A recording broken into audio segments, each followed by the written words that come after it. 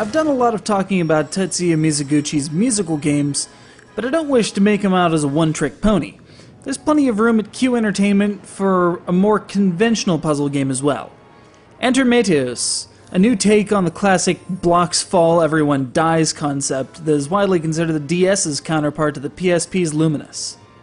So yeah, blocks fall. In this case, they're sent by the evil planet Meteo, with the intent of making the target planet implode. That's not very nice. The denizens of these planets, who happen to be simple, iconic graphics, band together and set a course for the sinister world, rescuing planets as they go by, firing those same blocks back into space. This is done by aligning them into rows or columns of 3, at which time they ignite, launching themselves and any blocks above them toward the top of the screen. One launch might not be enough to get them out of the playing field, though.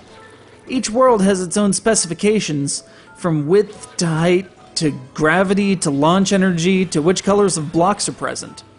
A working strategy on one planet might not get you anywhere on the next, so you need to keep on your toes and experiment on the fly.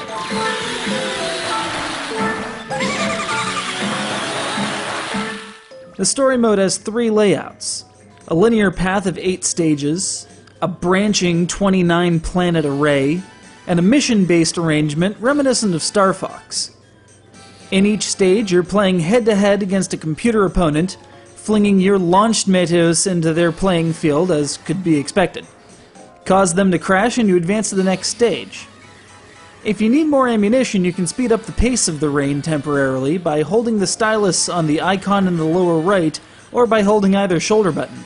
Continue to succeed, and you see one of 12 different endings, which is quite a lot for a puzzle game. After the story is told, however, there's still plenty to do. Simple mode allows you to configure a scrum with up to 3 CPU opponents, singleton or in teams, in either stock or timed modes. Deluge mode is just as it sounds. Blocks keep coming, the pace keeps speeding up until you die. A time attack mode challenges you to launch X number of METEOS as quickly as possible, or post the highest score inside a time limit. And of course the multiplayer. Up to 4 can compete at a time, and download play allows for those without the game themselves to join in the mayhem. So where do METEOS go after they're removed from play? Well, they're collected to be smelted into other useful things. Fusion allows you to take those spoils of war and smash them together to form new planets for the non-story modes, audio sets for the sound test mode, or items that pop up mid-battle.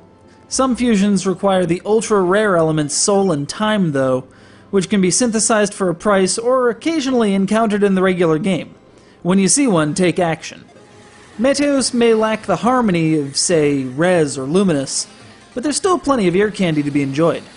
Each planet has its own set of sounds for each stimulus, from, hey, these blocks just launched, to, watch out, these blocks just touched down, and every permutation in between. Like its brethren, these tones come together to form a unique and constantly changing soundscape.